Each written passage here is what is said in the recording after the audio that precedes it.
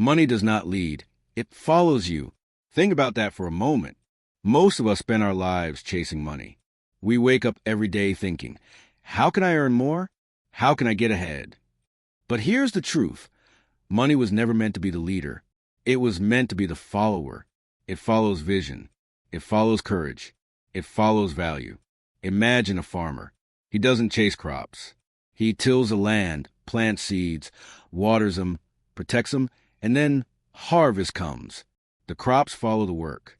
In the same way, money follows the seeds you plant in your skills, your mindset, and your actions. Some people think, if I just had more money, everything would change.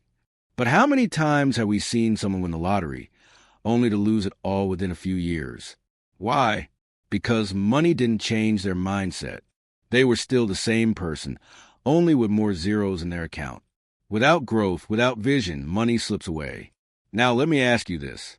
Who do you know that stopped chasing money and started chasing excellence? Think about athletes, inventors, artists, entrepreneurs. They weren't obsessed with money. They were obsessed with mastery, with solving problems, with creating impact. And when impact came, money followed. Money is like a shadow. Try running after it, and you'll never catch it. But walk with purpose. Walk toward light, and that shadow will follow you everywhere. Your purpose is the light. Your values are the light. Your contribution is the light. So stop asking, how do I get more money? Start asking, how do I become more valuable? How do I serve better? How do I grow? Because when you grow, money has no choice but to follow. Think of it this way. The market doesn't pay you for wanting money. It pays you for problems you solve, the lives you touch, the trust you build. Money follows trust. Money follows service. Money follows courage. And here's the best part.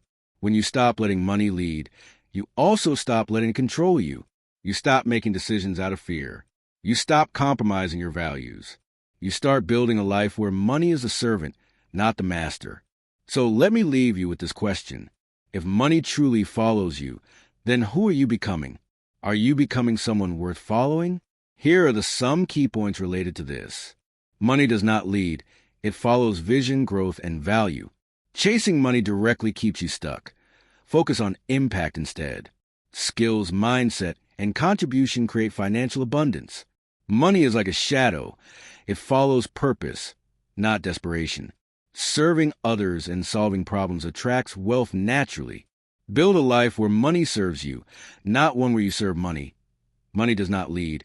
It follows vision, growth, and value. Let's sit with that thought for a moment. Because it isn't just a clever phrase. It's a truth that reshapes the way we see life itself.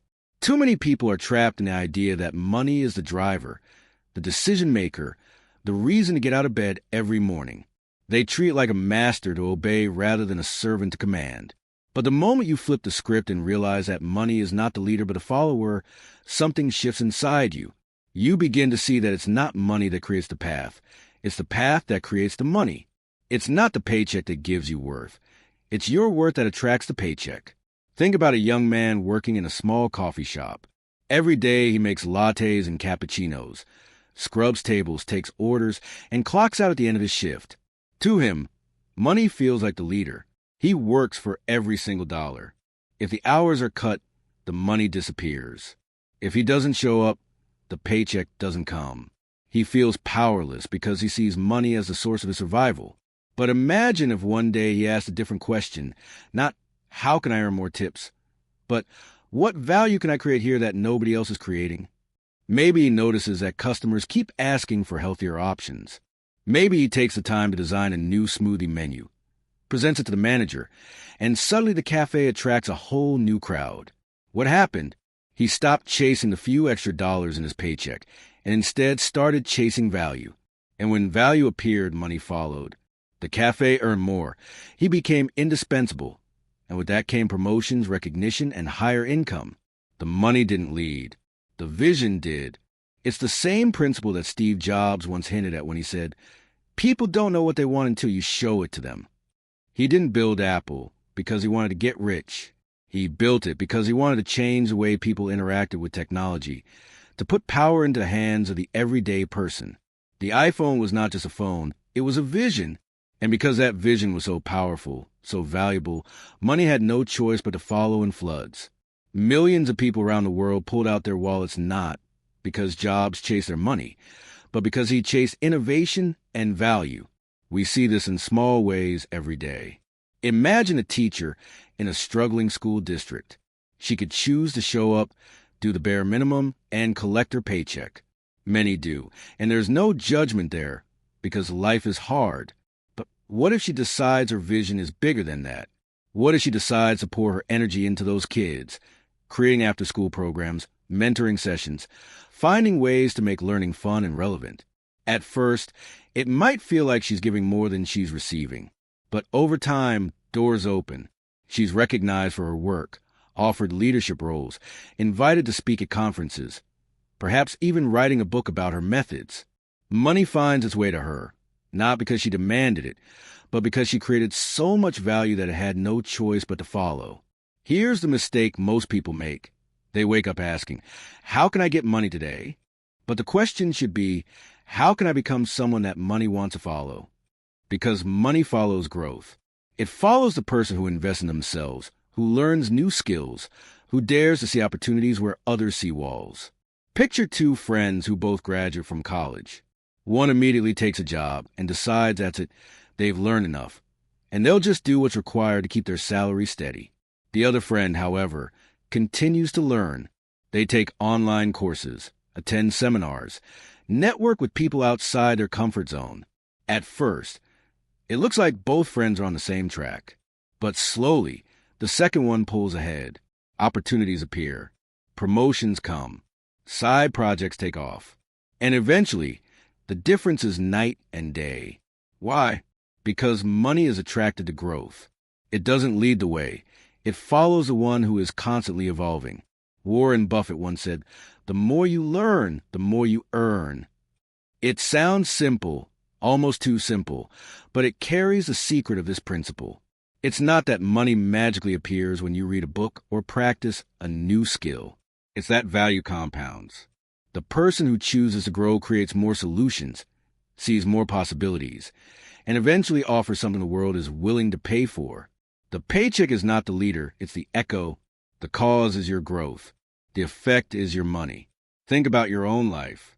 Have you ever noticed that when you focus only on money, it feels like it slips through your fingers? But when you focus on a bigger vision, maybe starting a project, helping someone, building something that excites you, suddenly opportunities appear. It's almost as if money respects purpose. It gravitates toward it. Like a river naturally flowing toward the ocean, money flows toward people with vision, courage, and value. There's a story of a man who started with nothing but a small food cart. He didn't chase money by trying to sell what everyone else sold. Instead, he chased value. He noticed people were tired of bland fast food. He created bold, unique flavors, treated every customer like family, and told stories with every dish. Slowly, the cart turned into a restaurant. The restaurant turned into a chain. The chain turned into a global brand. When people asked him how he got so rich, he laughed and said, "I never chased the money. I chased the taste, the experience, the vision. The money just showed up." And isn't that what life is asking from us? To stop making money the master of every choice.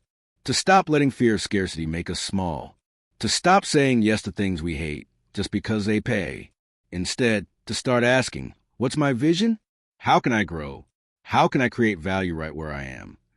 Because when you align with that, money becomes like a loyal companion. It doesn't run ahead of you, pulling you by the leash. It walks behind you, carrying the weight of your dreams, ready to fund them when you need it most. When you look at the world through this lens, you see it everywhere. Entrepreneurs who built empires not by chasing money, but by solving problems. Leaders who inspired movements not by demanding wealth, but by creating value so undeniable that wealth followed them. Ordinary people who shifted their lives simply by deciding to grow a little more, dream a little bigger, and serve a little better. The pattern is the same. Money follows vision, growth, and value. Always. Chasing money directly keeps you stuck. Focus on impact instead. Picture someone running on a treadmill, legs moving fast, sweat dripping, lungs burning, but they never move forward. That is what chasing money feels like. You put in all the energy, all the hours, all the effort, but somehow life feels the same. The bills keep coming. The debts linger. The stress never leaves. Why? Because when you chase money directly, you trap yourself in a cycle where money controls you. The more you run toward it, the further it seems to slip away. I once met a man who worked 80 hours a week at 2 different jobs. He had no time for his family, no energy for his passions, no joy left in his days. When I asked him why he pushed himself so hard, he said, "Because I have to make money. I can't afford to stop." And yet, no matter how hard he ran, he was still behind on rent, still drowning in credit cards, still worried about tomorrow. His entire life was consumed by chasing money, but money never stayed with him. It was like trying to hold water in your hands. The tighter you squeeze, the faster it slips away. Now imagine someone else, a woman who once struggled to make ends meet but shifted her focus. Instead of asking, "How can I make more money?" she started asking, "How can I make more impact?"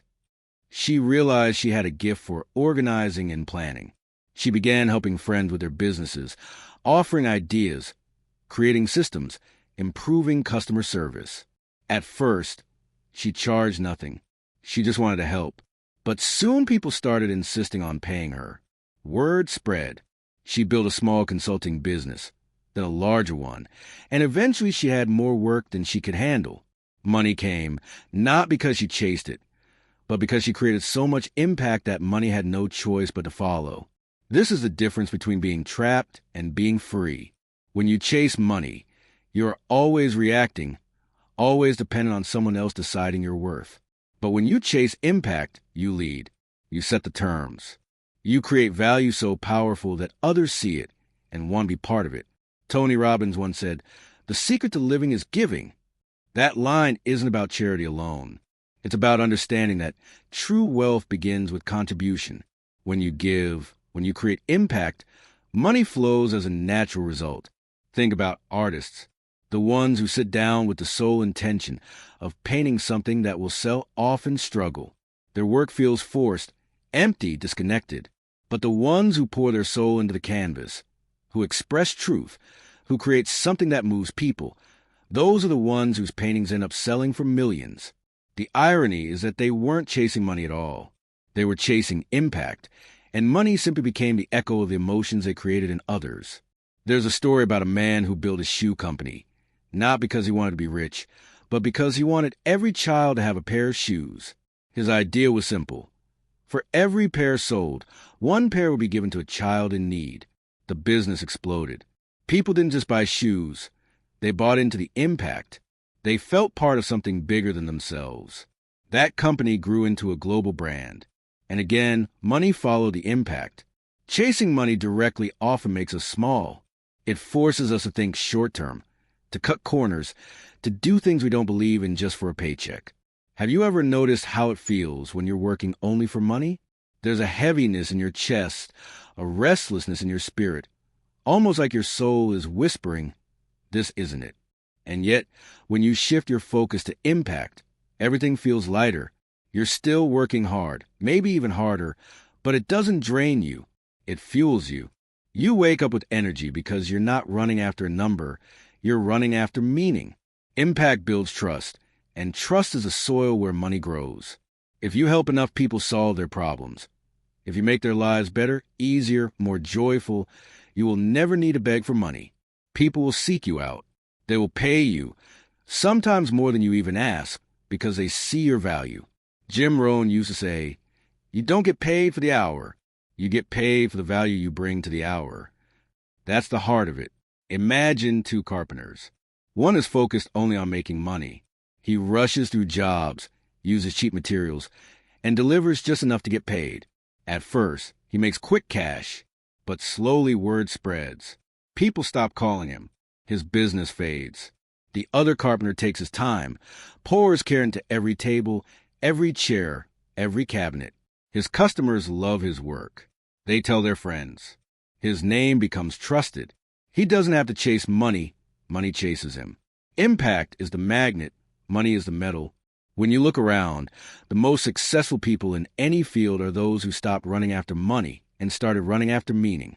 Oprah didn't build her empire by asking, "How can I get rich?" She built it by asking, "How can I serve my audience? How can I make people feel seen and heard?" And because she created that impact, the wealth came in ways she could have never predicted. Elon Musk didn't start by thinking, "How can I earn billions?" He thought, "How can I make life multiplanetary? How can I push the boundaries of energy and space travel?" His visions were massive, his impact undeniable, and money followed on a colossal scale. Even in small ways, this is true for you and me. Maybe it's as simple as helping a neighbor fix their fence, volunteering at a local shelter, or creating content that inspires someone online. These things may not bring immediate cash, but they create ripples. They build reputation. They plant seeds that, in time, grow into opportunities. And when the opportunities come, the money follows. The truth is, money is impatient when you chase it. It runs faster, always just out of reach. But when you focus on impact, money becomes patient. It waits for you. It sits quietly in the background, knowing that sooner or later, it will have no choice but to flow toward you. Impact is the riverbed. Money is the water. Without the riverbed, water spills everywhere, chaotic and directionless. But with it, the flow is steady, powerful, unstoppable. So ask yourself, are you running on the treadmill chasing money that never seems to bring fulfillment? Or are you stepping off and asking, whose life can I change today? What problem can I solve? What value can I create? Because the moment you stop chasing money and start chasing impact, the game changes forever. Skills, mindset, and contribution create financial abundance. Think of life as a garden. If you only stare at the soil and wish for fruit, nothing grows. You must plant seeds, water them, protect them, and let the sun do its work. Your skills are the seeds, your mindset is the soil, and your contribution is the sunlight that brings everything to life. When those three come together, abundance appears naturally. But when one is missing, the garden struggles. Too many people want the harvest without the planting. They want money without mastery, success without sacrifice, recognition without contribution. And that is why they wait, frustrated, while others seem to bloom all around them. Take skills, for example. Imagine a man who spends 10 years working in the same factory, doing the same repetitive task every day. He never bothers to learn anything new. He says to himself, "This is all I know. This is all I'll ever do." Then one day the factory closes. He finds himself in shock because the one skill he relied on is no longer in demand. He feels worthless, but the truth is he simply stopped planting new seeds. Contrast that with another worker in the same factory who, after every shift, took time to learn. He studied mechanics, learned about computers, picked up communication skills. When the factory shut down, he didn't collapse. He transitioned into a new role, started his own repair business, and eventually employed others. Skills are the currency the world respects long before money arrives. But skills alone are not enough. Without the right mindset, skills remain locked away. There are countless people who have talent, even genius-level ability, but they let fear, doubt, or negativity choke them. A person with a fixed mindset says, "This is who I am, I can't change." They treat challenges as threats instead of opportunities. On the other hand, someone with a growth mindset looks at the same obstacle and says, "What can I learn here? How can I stretch myself?" Thomas Edison famously said, "I have not failed. I've just found 10,000 ways that won't work." That is the mindset that built the light bulb, not raw skill alone. Because without belief, without resilience, without the ability to get back up after falling, no amount of talent creates abundance. And then there is contribution, the often forgotten piece of the puzzle. Contribution is when you take your skills and your mindset and aim them outward, toward others. Too many people keep their gifts hidden, afraid to share, worried about judgment. But money, opportunities, and abundance always flow in the direction of contribution. Consider a musician who plays beautifully at home, but never shares their music with the world. Their skills and even their mindset may be strong, but without contribution, their gift touches no one. Now imagine the same musician stepping onto the street corner, playing with passion for strangers. People stop. They smile. They drop coins in the case.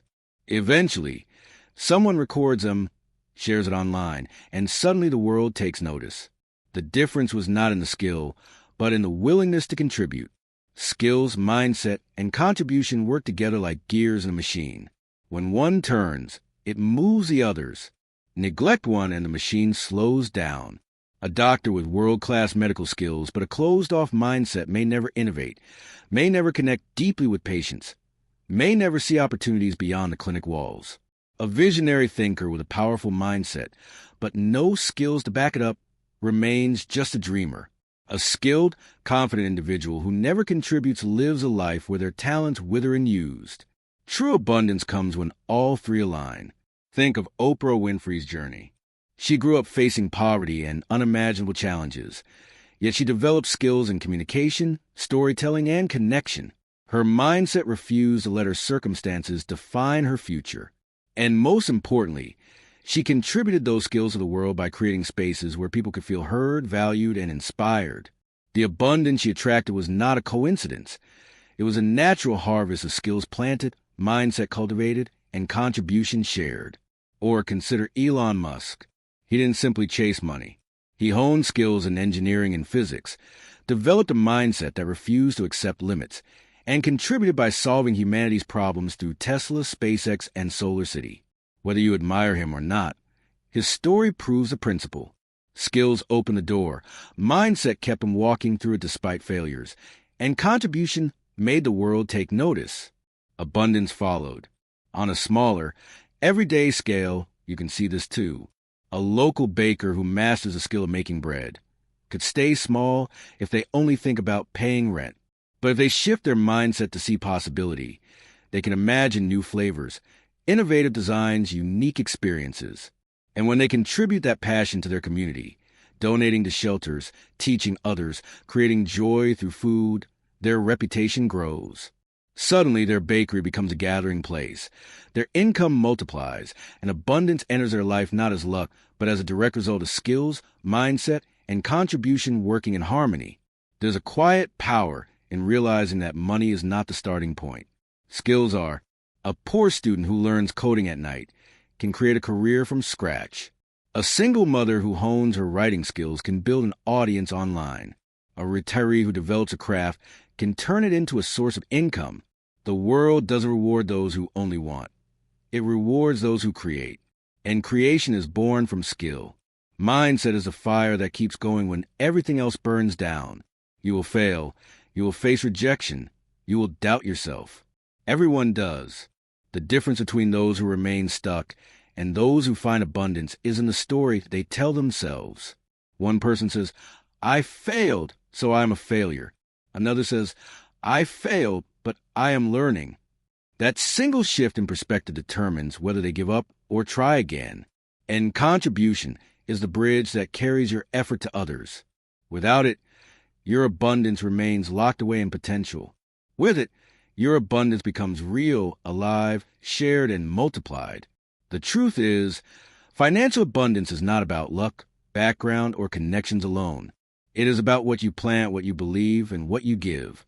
It is about realizing that the garden will only grow if you take the time to nurture it, to pull out the weeds of fear and negativity, to water it with persistence, to let it shine with contribution. And when it blooms, the harvest will be so much greater than money alone.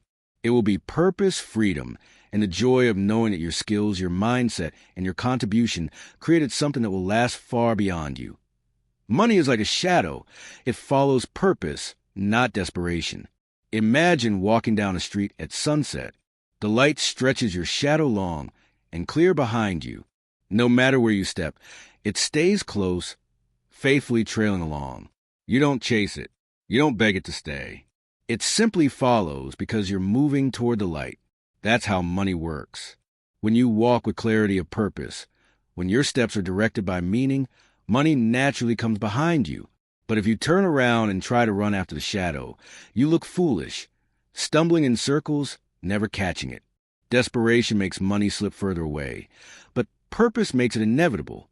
I once knew a man who spent years bouncing from one get-rich-quick scheme to another. One year it was real estate flips, then it was day trading, then multi-level marketing, then online courses that promised instant wealth. Every time he started, he was full of excitement, convinced this was the one that would finally make him rich. But within months he was broke again, deeper in debt and more frustrated than before. Why? Because all along, he wasn't building from a place of purpose. He was chasing the shadow. He wasn't asking, what value can I bring? He was asking, how fast can I make money? And desperation is repellent. It pushes opportunities away. It makes people lose trust. It drains your energy and clouds your vision. On the other hand, think about someone like J.K. Rowling. She didn't write Harry Potter because she was desperate for money. She wrote it because she had a story burning inside her, a purpose she couldn't ignore. She poured her heart into those pages while living on welfare, rejected by publishers again and again. She wasn't chasing the shadow. She was walking toward the light of her purpose. And when the books finally got published, money followed in waves she could have never imagined. The difference is simple yet profound. Desperation pushes, purpose pulls. Desperation is like standing in a desert, gasping for water, searching frantically in every direction. You dig shallow holes, hoping to find a drop, but the ground remains dry. Purpose is like finding a well, deep and steady, where water flows endlessly because you tapped into the right source. When your actions flow from purpose, people sense it. They lean in. They trust you. They want to support you. They want to pay you because they feel you are not using them, but serving them. Think about the businesses you love most. The cafe where the owner greets you like family. The local shop that cares about quality more than quantity. The mentor who offers advice without asking for anything in return. You sense their purpose. And because of that, you gladly give them your money, your loyalty, your respect. Now think of the businesses you avoid. The pushy salesperson who pressures you. The company that cuts corners. The stranger who only calls when they need something. You can smell the desperation, and it drives you away. The energy behind what we do matters more than the action itself. Steve Jobs once said, the only way to do great work is to love what you do. That love, that purpose, is the light that casts a shadow of money. When people create because they love, because they believe, because they want to change lives, they create something magnetic. Customers can feel it. Audiences can feel it. The world can feel it. And money, like a loyal shadow, follows. Even in everyday life, this principle is true. Imagine two job seekers.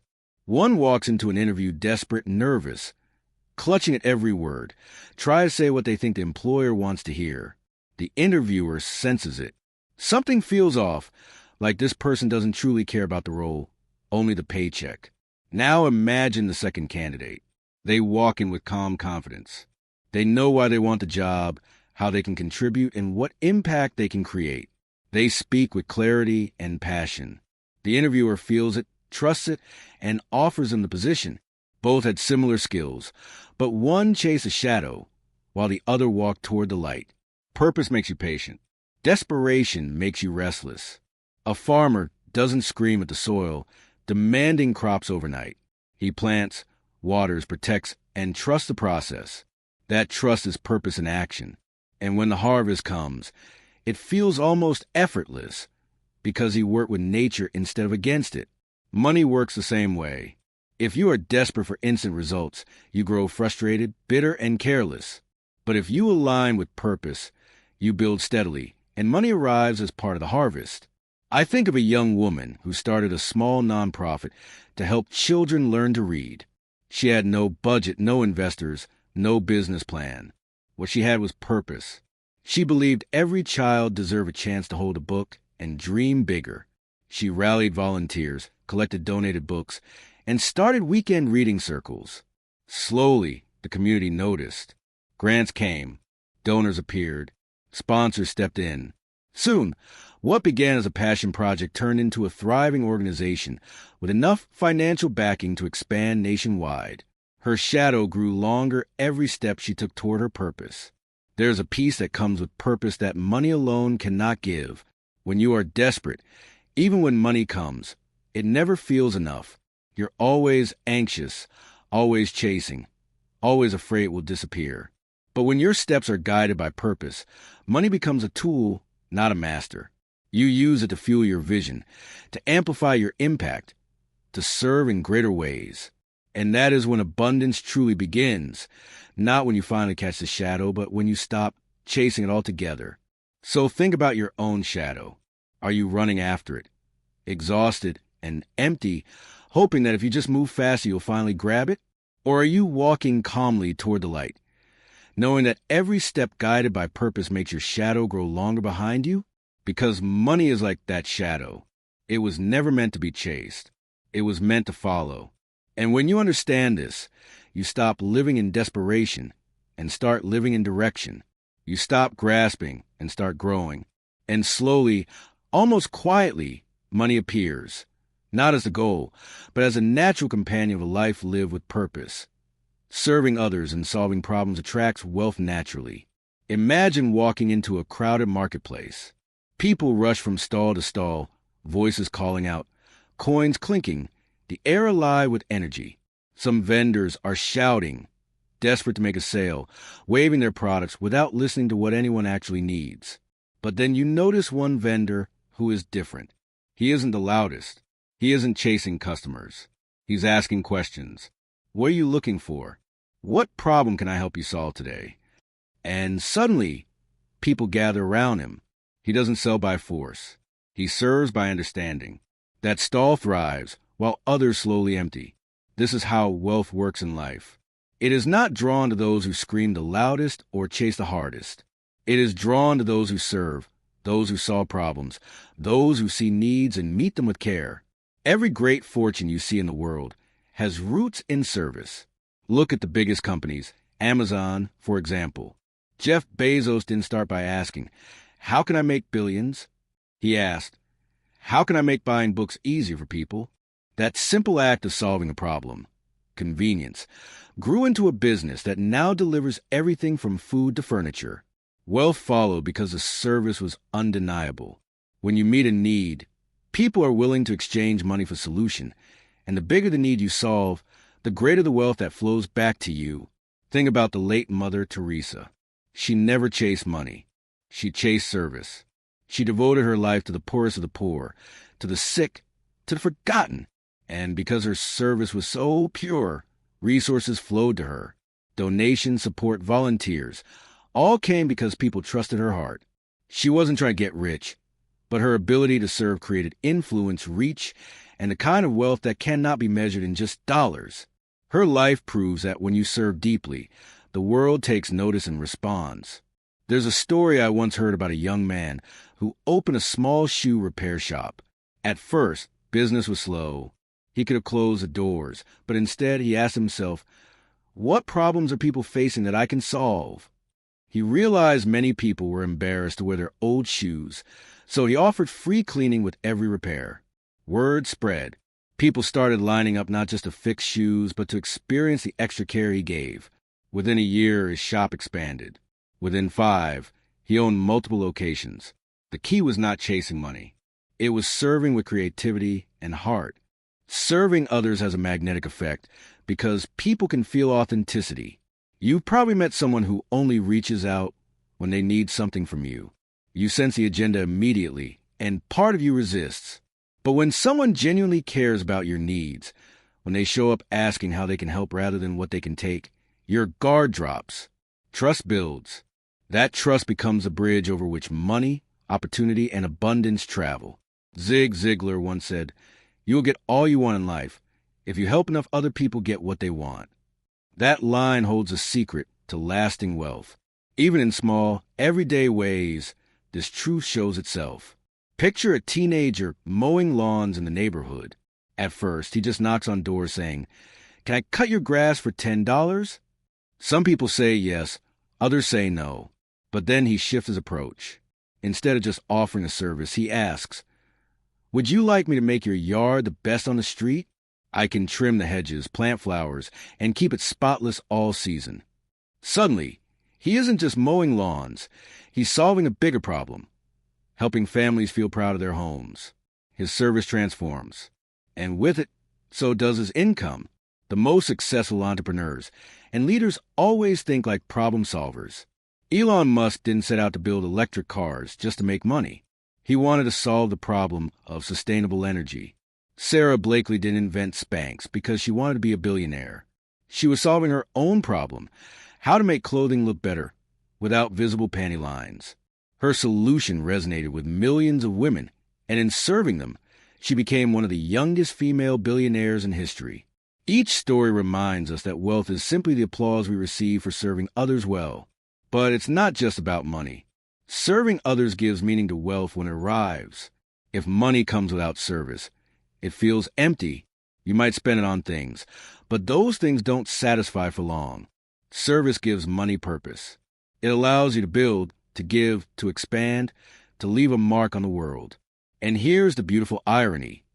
When you focus on serving first, the money often exceeds anything you would have earned if you had chased it directly.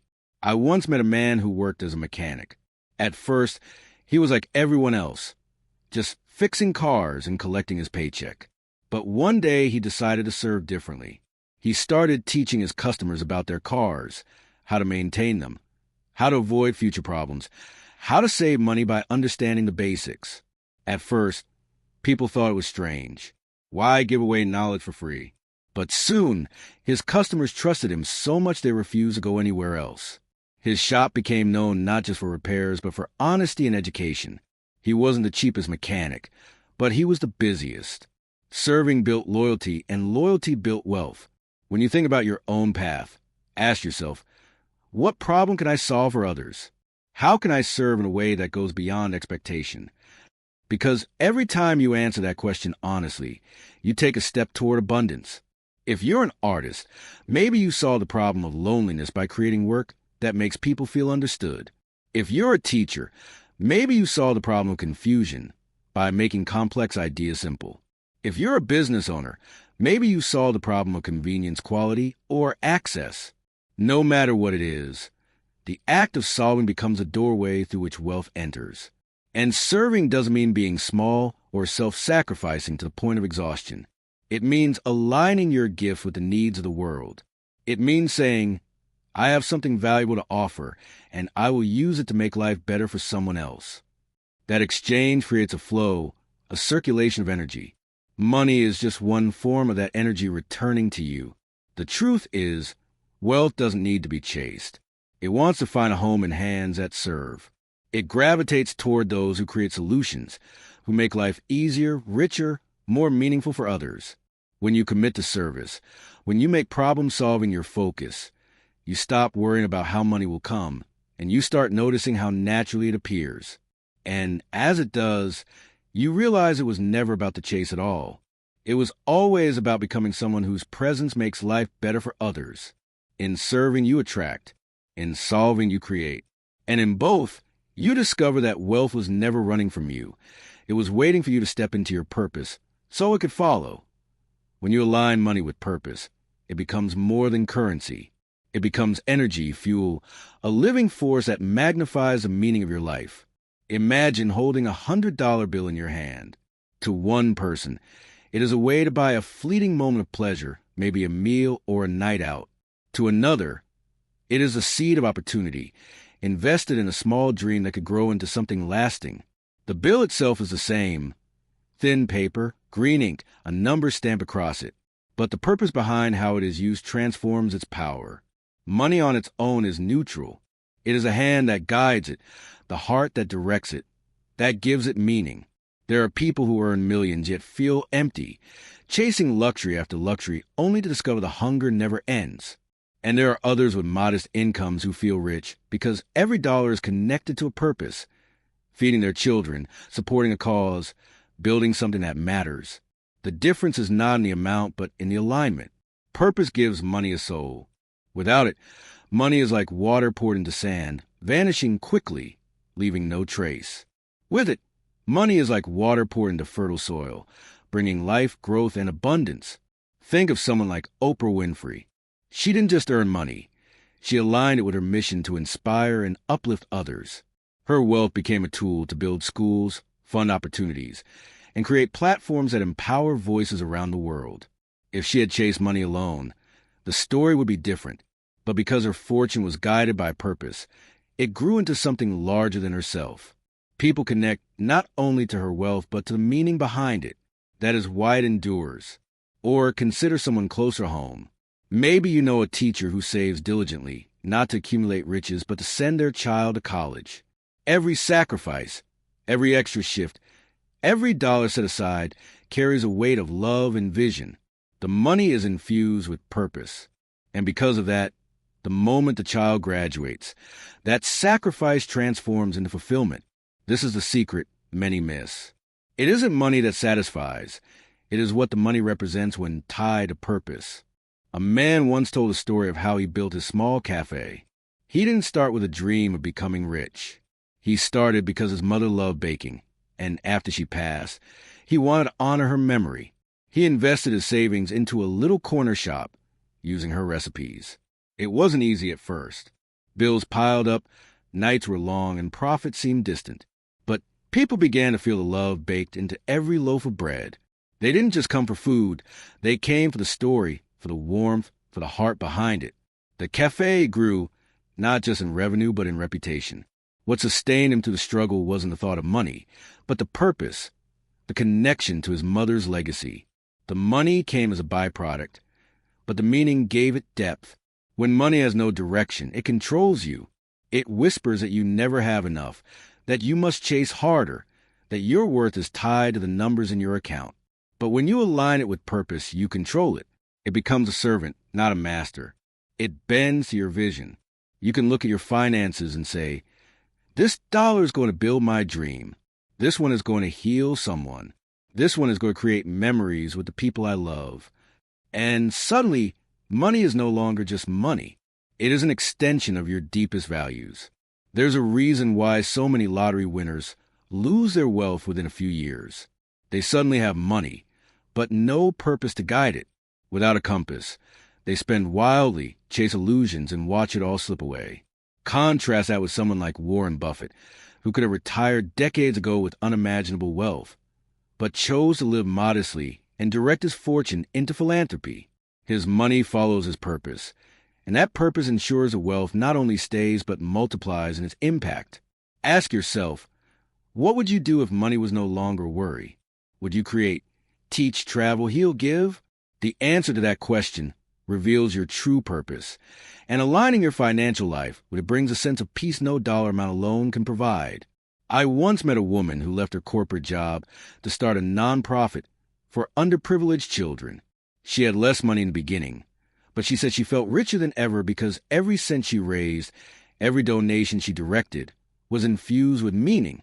Years later, her nonprofit attracted millions in funding, but even in the lean times, her sense of wealth was unshakable because it was tied to purpose, not numbers. When you use money to serve your values, you discover freedom. Freedom not from responsibility, but from emptiness. A father who spends his earnings to build a safe home for his family feels joy each time he turns the key in the lock. An artist who uses her income to buy supplies and create beauty feels fulfillment with every brushstroke. A young entrepreneur who reinvests profits into solving bigger problems finds satisfaction even before the returns show up. Purpose transforms transactions into legacies. There's a quote by Viktor Frankl that says, "Those who have a why to live can bear with almost any how." Money without a why collapses under pressure, but money with a why becomes unshakable. It can withstand setbacks, losses, and challenges because the purpose behind it keeps driving you forward. You stop asking, how can I get more money? And start asking, how can I align what I have with what matters most? That shift changes everything. Even in small, daily decisions, this alignment shows its power. Think of two people buying the same meal. One does it mindlessly, eating without thought, chasing comfort. The other chooses the meal with intention, perhaps supporting a local business or nourishing their body for the energy to pursue their dreams. The money spent is identical, but the meaning is worlds apart. That is what purpose does. It turns the ordinary into extraordinary. The greatest wealth is not measured in accounts or possessions, but in the harmony between money and meaning. You can be financially wealthy and spiritually bankrupt if money is your only pursuit. You can also be financially modest, yet truly abundant if every dollar you earn and spend reflects your values. The goal is not to reject money, but to embrace it as a partner, a tool, a river that flows toward purpose. When you do that, you stop fearing it, stop worshiping it, and start mastering it. Money will always follow. It will chase those who dare to align it with service, with vision, with love, with purpose. And when it does, you'll realize that the true measure of wealth is not how much you have, but how deeply it reflects who you are. That is when money stops being paper and numbers and becomes legacy, impact, and life itself. Money does not lead, it follows. It follows vision. It follows service.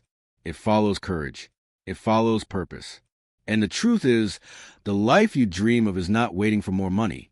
It is waiting for more of you, more of your heart, more of your gifts, more of your willingness to step forward and create, to give, to serve. Do not wait for the perfect time. Do not wait for the bank account to overflow before you take that step.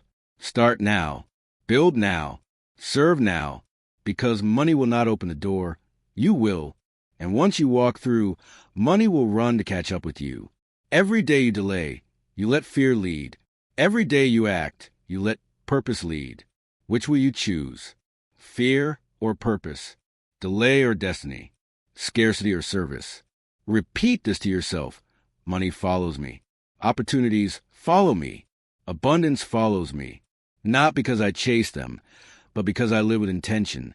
Because I serve, because I align with purpose. The time is now. The moment is here. Step forward and watch how the world responds. Your support means everything. If this resonated with you, please share, and subscribe. And remember this, money was never meant to be the leader of your life. It was meant to be the witness of your greatness, the shadow of your purpose, the echo of your service. Lead with your life, and money will follow. Lead with your purpose, live with your vision, and let money be the shadow that faithfully follows your light. Thank you for being here. See you in the next one.